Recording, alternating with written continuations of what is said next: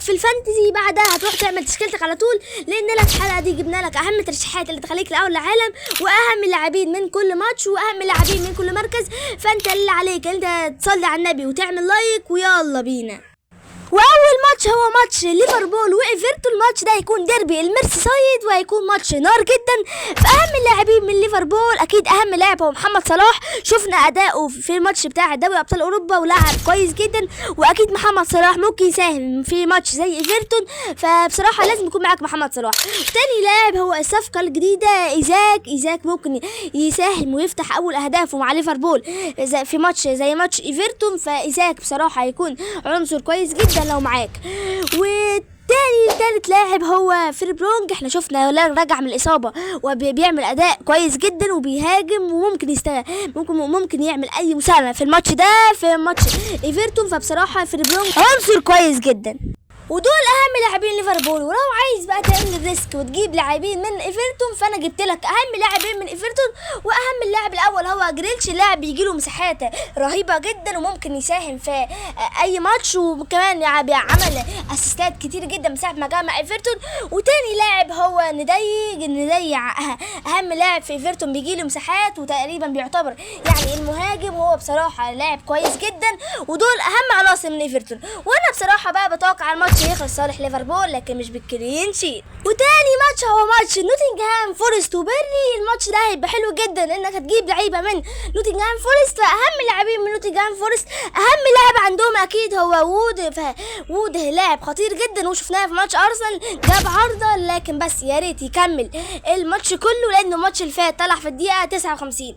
وتاني لاعب اللي تقريبا هو بيكمل الماتش كله هو نودوي بيكمل الماتش كله وبيعمل فرص خطيره جدا، ولاعب كويس جدا وسعره رخيص وممكن يعمل مساهمه ضد بيرلي. وكمان عنده الماتش اللي بعده ساندرلاند، فندوي هيبقى عنصر ديفرنشال جدا. وتالت لاعب برده ممكن تجيبه ديفرنشال هو هودسون اودوي برده لاعب ديفرنشال جدا وممكن يساهم في ماتش زي بيرلي او ماتش ساندرلاند. فهودسون اودوي عنصر كويس جدا. فدول اهم لاعبين من نوتنغهام فورست. فاهم اللاعبين من بيرلي اهم لاعب عندهم اكيد هو انسوني. احنا شفناه في ماتش ليفربول برده جاله فرص ولاعب خطير جدا وبتجيله فرص. وتاني لاعب هو فوستر برضو المهاجم بتاعهم خطير جدا وبتجيله فرص ممكن يجيب جول. وانا بتوقع الماتش ده يخلص لصالح نوتنغهام فورست لكن مش بالكلين شيت. ونيجي الماتش برايتون وتوتنهام. الماتش ده يبقى حلو جدا لانك هتجيب عناصر من توتنهام. فاهم اللاعبين عند توتنهام اكيد اهم لاعب عندهم هو فان دي فان. لازم يكون معاك في تشكيلتك لانه مدافع وسعره رخيص جدا وبيهاجم جدا وبيعمل مساهمات هجوميه وهي مساهمات دفاعيه، ففان دي فان لازم يكون معاك. وتاني لاعب هو الديفرنشال جدا هو برينجفال. اللاعب ده خطير جدا وديفرنشال جدا تقريبا مش مع حد. هو كمان شفنا اتألق في دوري الابطال واتألق كمان في الجوله اللي فاتت من الدوري الانجليزي. فبرينجفال بصراحه بيهاجم جدا ولاعب ديفرنشال جدا، ولو عمل مساهمه هيعليك جدا في الترتيب.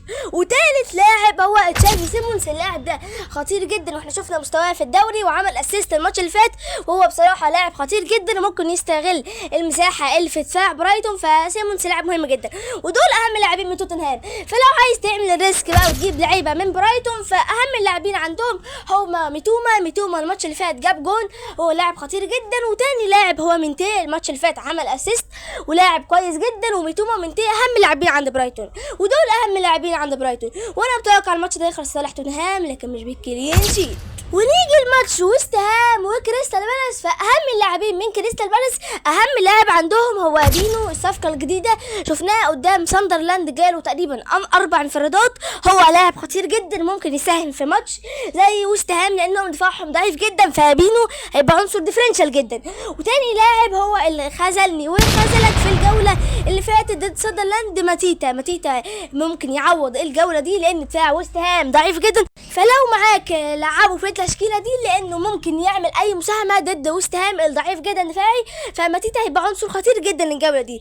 وثالث لاعب هو منوز ممكن يعمل مساهمه ويستغل الدفاع الوحش جدا عند ويست هام. هو بيهاجم جدا وممكن يعمل اي مساهمه ضد ويست هام، ودول اهم لاعبين من كريستال بالاس. ولو عايز تجيب لاعب من ويست هام فاهم لاعب عندهم هو لويس باكيتا، فده اهم لاعب عند ويست هام. وانا بتوقع الماتش ده يخلص لصالح كريستال بالاس لكن مش بالكلين شيت. ونيجي لماتش ويلفز تقريبا ده هيبقى امل ماتش في الجوله، لان هما الاثنين تقريبا مش بيسجلوا ولا هدف.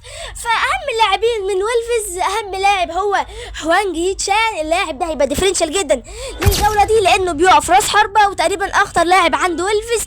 فهوانج هيتشان هيبقى عنصر ديفرنشال جدا لو عمل حاجه ضد ليدز. فهوانج هيتشان بصراحه عنصر ديفرنشال جدا. وممكن برضو تجيب الحارس بتاع ويلفز لان ليدز ما سجلوش ولا اي جون، فجونسون هيبقى خيار كويس جدا لو انت عامل فري هيت وعايز تجيب حارس رخيص. ودول اهم لاعبين من ويلفز. فاهم اللاعبين من ليدز بصراحه انا مش بقول لك ابعد جدا عن عناصر ليدز للجوله دي، وانا بتوقع الماتش ده يخلص صالح ويلفز وبتحقيق الكلين شيت. ونيجي الماتش مانشستر يونايتد وتشيلسي. اهم اللاعبين من تشيلسي، اهم لاعب عندهم اكيد هو جواو بيدرو. شفنا مستوى جواو بيدرو في الدوري مستوى عالي جدا ودايما مش بيطلع بلانك، وجواو بيدرو بصراحه لازم يكون معاك. وتاني لاعب هو لسه راجع من اصابه هو بالمر. شفنا مستواه لما قام راجع من اصابه دوست هامل لسه نازل عن الدكه وجاب جون، وكمان في ماتش الباير سجل جون. بصراحه بالمر راجع بفورمه جامده، وعنده مانشستر يونايتد اللي دفاعهم ضعيف جدا فلازم يكون معاك بالمر. وتالت لاعب بقى الديفرنشال هو كاسايدو بيتقدم كتير جدا وممكن يجيب جون، وكمان لو ما جابش جون فبيعمل مساهمات دفاعيه. ودول اهم لاعبين من تشيلسي. فاهم اللاعبين مانشستر يونايتد اهم لاعب عندهم هو امبيمبو، عشان هو الوحيد اللي تقريبا بيلعب في مانشستر يونايتد. فدول اهم لاعبين مانشستر يونايتد، وانا بتوقع الماتش ده يخلص لصالح تشيلسي وبتحقيق الكلين شيت. ونيجي لماتش برينفورد وفولهام. فاهم اللاعبين من فولهام اكيد اهم لاعب عندهم في الدفاع هو اندرسون، لانه ده فولهام بيطلعوا بكلين شيت كويس جدا، وكمان اندرسون بيعمل اكتر لاعب في اللعبه تقريبا بيعمل مساهمات دفاعيه. فاندرسون بصراحه اقوى مدافع وبسعره رخيص جدا ولازم يكون معاك. وتاني لاعب رخيص جدا هو كينج ممكن يستغل المساحات اللي بتبقى في دفاع برينفورد، ممكن يساهم لانه لاعب خطير جدا. فبصراحه كينج لاعب ديفرنشال. وتالت لاعب هو ايوبي برضو ممكن يستغل المساحات اللي بتبقى في دفاع فولهام. فايوبي بصراحه لاعب ريسكي جدا، ودول اهم لاعبين من فولهام. ولو عايز بقى تجيب لاعب من برينفورد فاهم لاعب عندهم هو كيفن شايت، لانه في الكاس جاب جون وضد تشيلسي جاب جون. ده بصراحه كيفن شايت بصراحه لاعب كويس جدا وهو اخطر لاعب عندهم، وانا بتوقع الماتش ده يخلص صالح فولهام لكن مش بالكلين شيت. ونيجي لماتش استون فيلا وساندرلاند. ده تقريبا ده هيبقى الماتش العوده بالنسبه لنادي استون فيلا وامري، لانهم ما سجلوش ولا جون في الدوري. فاهم اللاعبين من استون فيلا اكيد اهم لاعب هو واتكنز. لو معاك في الجوله دي فلعبه، اما بعد كده بيعه، لانه ممكن يستغل اي مساحه فاضيه في دفاع ساندرلاند ويسجل اول جون ليهم في الدوري. فواتكنز بصراحه هيبقى عنصر كويس جدا لو معاك. وتاني لاعب برضو هو روجرز واتكنز. دي اخر جوله انت هتصبر عليهم فيها لانهم عندهم في ساندرلاند وممكن يعملوا اي مساهمه، وروجرز هيبقى عنصر كويس جدا. وتالت لاعب الديفرنشال هو اليوت، لان اليوت لعب ماتش في الكاس وسجل جون وممكن يعمل اي مساهمه في ماتش ساندرلاند. واليوت بصراحه لاعب ديفرنشال جدا. ولو عايز تجيب حد من ساندرلاند فبقول لك الجوله دي ما تجيبش لان استون فيلا هيكسب، وانا بتوقع الماتش ده يخلص صالح استون فيلا وبتحقيق الكلين شيت.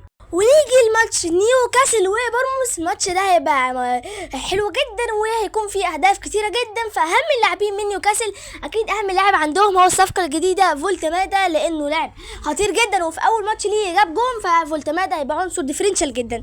وتاني لاعب من نيوكاسل هو ميرفي لاعب كويس جدا، والماتش اللي فات عمل اسيست وبيلعب 90 دقيقه، فلو نزل اساسي هيبقى عنصر ديفرنشال جدا.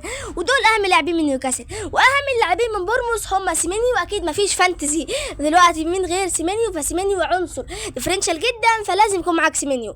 فحتى لو مش الجوله دي فهاتوا الجوله الجايه. وتاني لاعب هو ايفانيلسون وسيمينيو اخطر اتنين في بورنموث. وايفانيلسون ممكن يسجل اي جون في الماتش ده، فايفانيلسون برضو عنصر ديفرنشال جدا. وانا متوقع الماتش ده يخلص صالح نيوكاسل لكن مش بالكلين شيت. ونيجي للديربي ماتش مانشستر سيتي وارسنال. فاهم اللاعبين من مانشستر سيتي اكيد اهم لاعب هو هالاند، لان هالاند ممكن يسجل في دفاع ارسنال، مع ان دفاع ارسنال قوي جدا بس هالاند برضه ممكن يسجل لانه عنصر بصراحه جامد جدا ولازم يكون معاك هالاند في تشكيلتك. وتاني لاعب هو دوكو برضه لاعب ديفرنشال جدا ومهاري، هو اللي ممكن يستغل، هو اللي ممكن يعرف يحل دفاع ارسنال ده، ممكن يعدي ويعمل اسيست او يجيب جون. فدوكو لوكا بصراحه عنصر ديفرنشال جدا.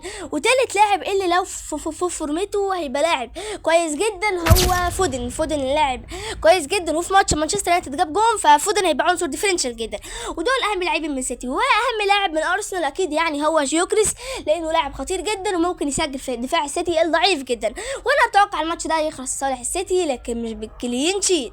والكل محتار لو يكابتن مين، فانا عملت لك فقره الكباتن المضمونين والديفرنشال والكابتن المجنون. والكباتن المضمونين للجوله دي هم محمد صلاح وجواو بيدرو، والكباتن الديفرنشال هم نودوي وهالاند وبالمر، والكابتن المجنون بقى للحلقه دي هو هوانج هيتشان. وكده نبقى خلصنا حلقه نصايح الجوله 5. فلو عندك اي استفسار فانتزي اكتبه في التعليقات، واكتب مشكلتك في التعليقات وانا اقيمها. سلام.